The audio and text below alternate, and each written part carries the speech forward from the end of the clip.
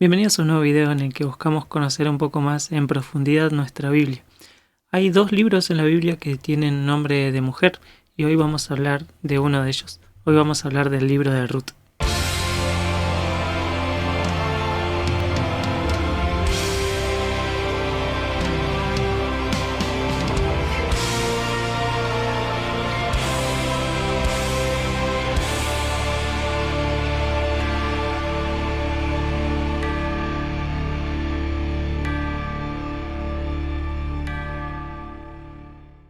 Como te decía, hay dos libros en la Biblia que tienen nombre de mujer. Uno es el libro de Esther, otro es el libro de Ruth. Y ambos libros tienen cierta relación porque vemos en el libro de Esther que una mujer judía se casa con un gentil prominente, mientras que en el libro de Esther es una mujer gentil la que se casa con un judío prominente. Y ambas historias tienen relación con la gran historia de redención de Dios con su pueblo. Vemos en el caso de Esther que Dios la usa como instrumento para salvaguardar a su pueblo, para salvar a su pueblo de la destrucción, mientras que en el libro de Ruth Dios la utiliza para preservar la genealogía del Mesías prometido. El nombre del libro está dado por una de sus protagonistas, por Ruth la Moabita, nuera de Noemí, que es la otra gran protagonista del libro. En cuanto a la autoría, el libro no nos dice quién es su autor, es un libro anónimo. Hay varias posturas, sin embargo, al respecto. Algunos dicen que fue escrito por Salomón, luego de la muerte de David. El Talmud babilónico dice que fue escrito por el propio Samuel, que también escribió, además de los libros que llevan su nombre, el libro de Jueces y el libro de Ruth. Otros lo datan mucho tiempo después, en épocas posteriores al exilio babilónico. Todo parece indicar que el libro no fue escrito durante el periodo de los jueces porque el autor explica varias costumbres de esa época, por lo que se ve claramente que los lectores no compartían el mismo contexto histórico que los eventos narrados. Además, se lo menciona al rey David en la genealogía con la que termina el libro, por lo cual no se pudo haber escrito antes de ese tiempo. La edad de oro de la literatura hebrea, que fue durante la época del reinado de Salomón, es una fecha tentadora para citar el libro, pero al no mencionar el libro al rey Salomón, parece ser mejor ubicarla durante el reinado del rey David. El contexto histórico de la narración se nos da en el primer versículo. Aconteció en los días que gobernaban los jueces que hubo hambre en la tierra. La historia se desarrolla en la época de los jueces, que, como hemos dicho, se caracteriza por un ciclo en el que la nación de Israel cae una y otra vez. Un ciclo de desobediencia a la que le sigue el castigo, a la que le sigue el arrepentimiento y la restauración de Dios, para de nuevo volver a caer en lo mismo. Por lo que vemos, era en esa época que se desarrolla la historia y nos dice que hubo hambre en la tierra. El hambre en la tierra, la hambruna, generalmente se veía como consecuencia de la desobediencia del pueblo. Así que podemos situarnos dentro de ese ciclo como un periodo en el que la nación estaba sufriendo las consecuencias de haber abandonado a Dios. Es en este contexto en el que se desarrolla la historia de Noemí y su familia. El género literario del libro es histórico-narrativo. Es una breve historia con una trama simple basado en tres personajes, en Noemí, Ruth y Booz. Y contrasta mucho con todo lo que hemos venido viendo hasta ahora en el panorama de la Biblia. En los libros anteriores vimos que se narran grandes hechos, grandes eventos, grandes acontecimientos protagonizados por grandes héroes de la fe, por grandes personajes. Y de eso pasamos a ver la historia de supervivencia de dos viudas en una pequeña ciudad. Pero también contrasta con el periodo que venimos analizando, que es el periodo de los jueces, un periodo oscuro, un periodo de anarquía política y de relativismo moral. En medio de ese periodo oscuro es que resalta la historia de Ruth como una luz en el que vemos que se siguen guardando las leyes de Dios. El libro muestra una prosa narrativa altamente artística, es una obra de arte. Y vemos que el autor emplea varias formas literarias para dotar de dramatismo a la historia. Vemos, por ejemplo, que se utilizan palabras clave como volver o regresar, y esto no solo para representar el regreso físico a la tierra prometida, sino también el regreso espiritual al Señor. Vemos también que los nombres de los personajes tienen un rol fundamental.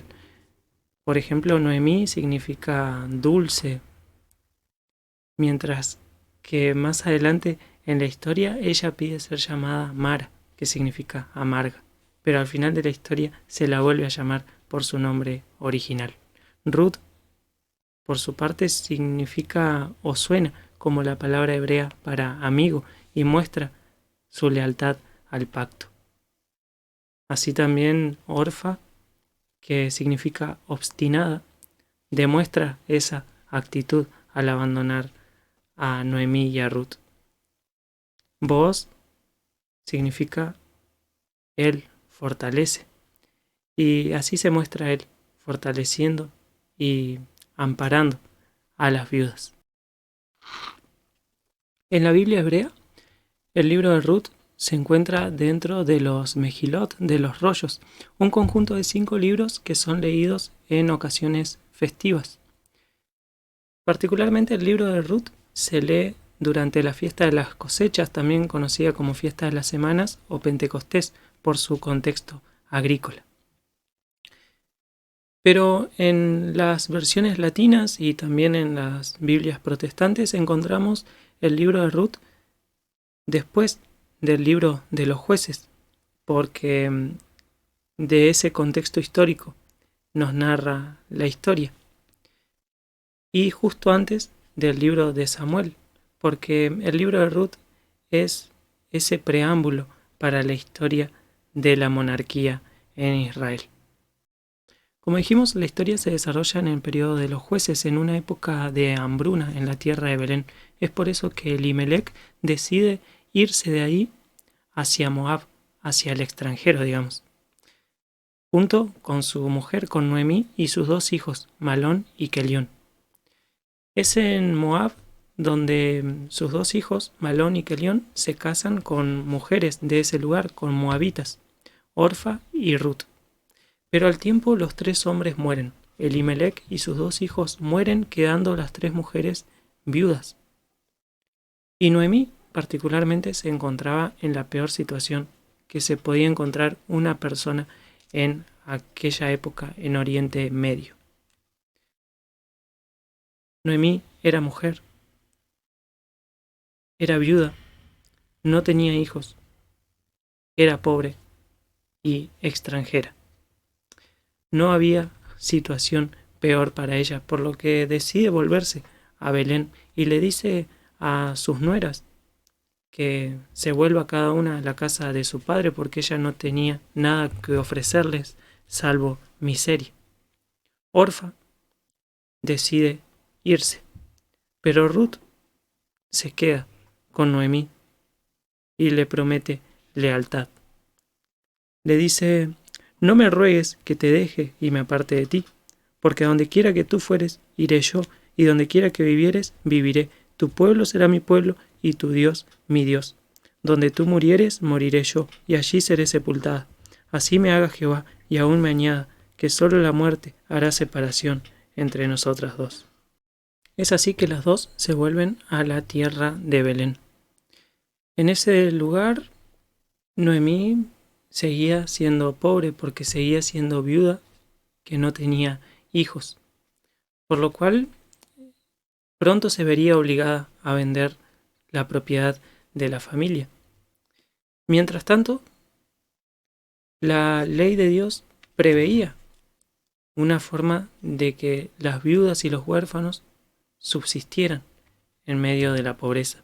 Y era que durante la cosecha no se recogía absolutamente todo, sino que lo que iba quedando se dejaba para que justamente lo recogieran las viudas y los huérfanos, también los extranjeros.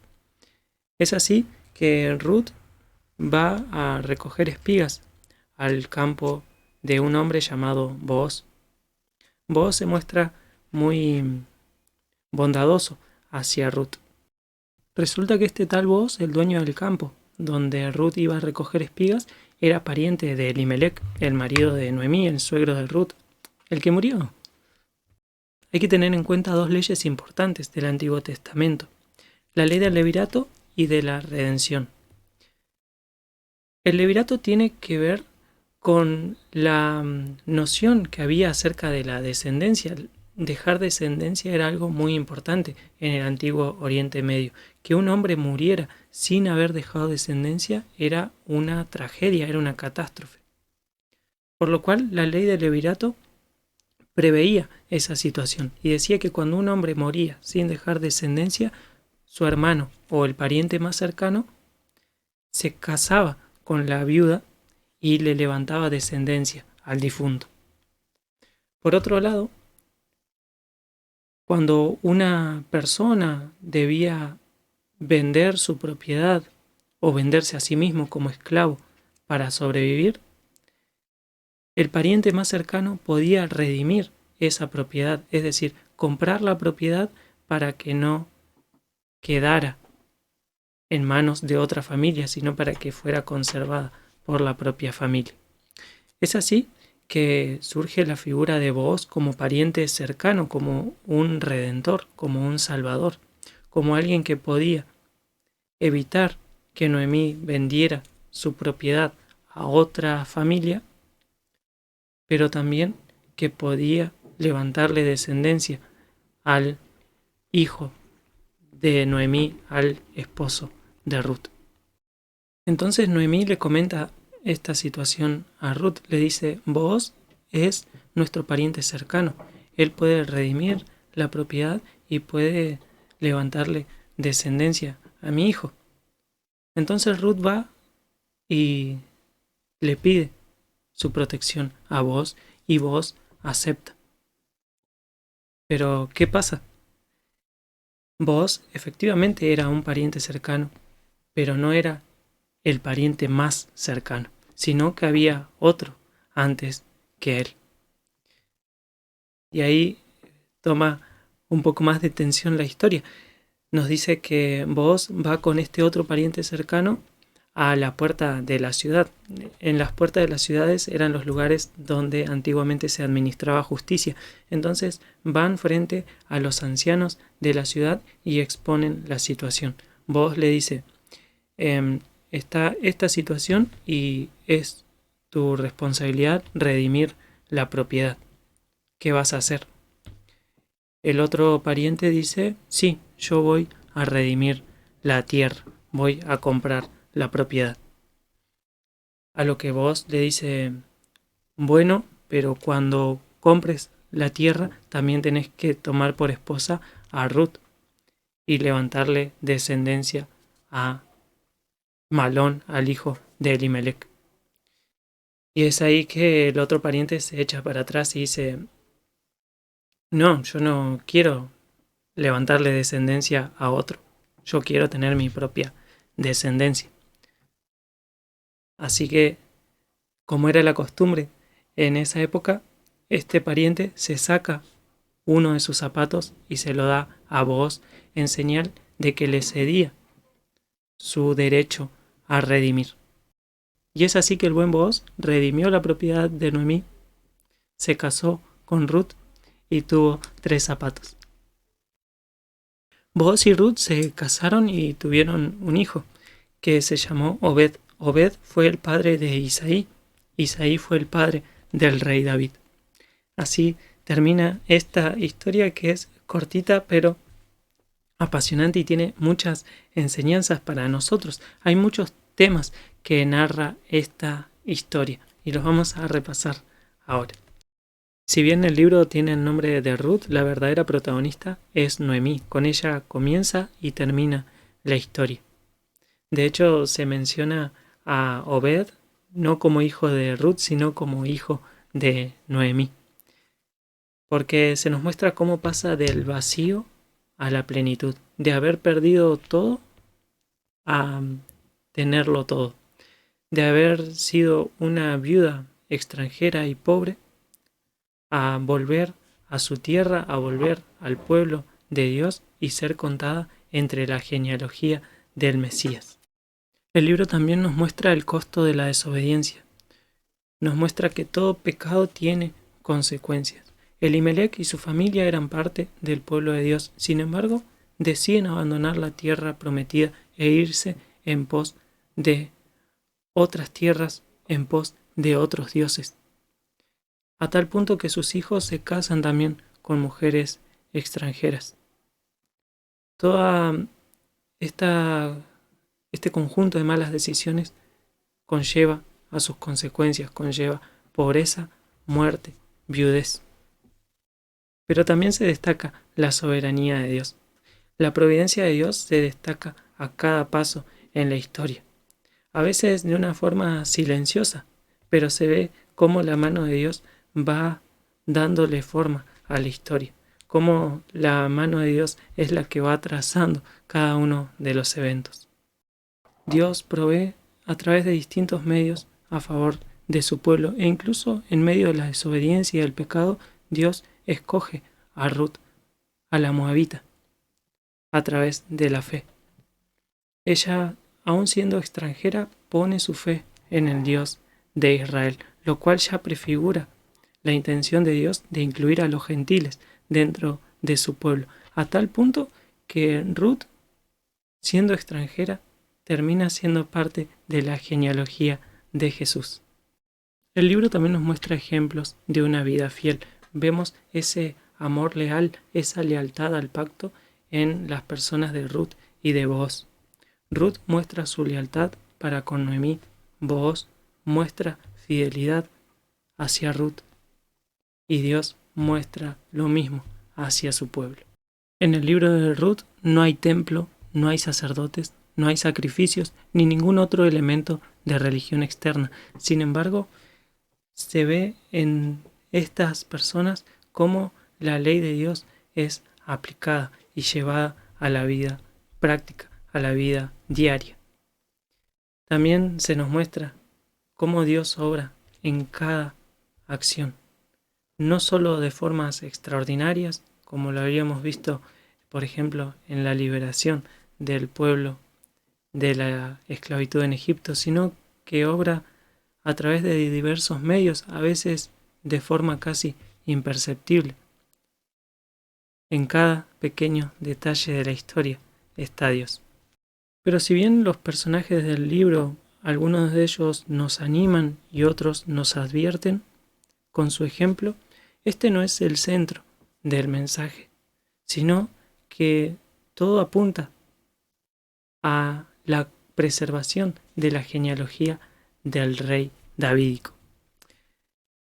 Todo apunta a garantizar la descendencia de Elimelec, de garantizar la descendencia que conduciría al rey David. Pero ese no es el clímax de la historia, sino que el cumplimiento final de eso está en la persona de Jesús, en el Rey perfecto que esperaba la nación de Israel, en el Mesías, el Redentor prometido. Así como las mujeres de Belén le anuncian a Ruth que ha nacido un Redentor para su pueblo, así también los ángeles anuncian a los pastores que ha nacido el Salvador. Es Booz un tipo de Cristo. En Booz vemos esa figura del Redentor, del pariente cercano que viene a salvar. Pero este Redentor debía cumplir ciertos requisitos. Debía ser pariente cercano. Debía tener la capacidad de pagar la deuda. Debía estar dispuesto a hacerlo. Y no tenía que tener él mismo una deuda. Todos estos requisitos los cumple Cristo a la perfección. Cristo se hizo como nosotros en la encarnación. El Verbo que estaba con Dios, que era Dios, se hizo carne y habitó entre nosotros. Cristo en la encarnación se hizo nuestro pariente cercano y estuvo dispuesto a obedecer al Padre. Él era el sacrificio. Él era el que podía pagar nuestra deuda, porque Él no tenía pecado, Él no tenía deuda sobre sí mismo. Eso lo capacitaba a poder cargar con nuestra deuda, con la deuda que a nosotros nos correspondía como pecadores. Espero que disfrutes leyendo el libro de Ruth. Es un libro cortito de 4 capítulos que se lee rápidamente porque es apasionante, porque es una joya literaria, pero también es una joya teológica. Espero que el video te haya sido útil para poder enriquecer más esa lectura. Y si es así, dale like, compartirlo con alguien más a quien le pueda interesar. Suscríbete al canal, activa la campanita y nos vemos en la próxima.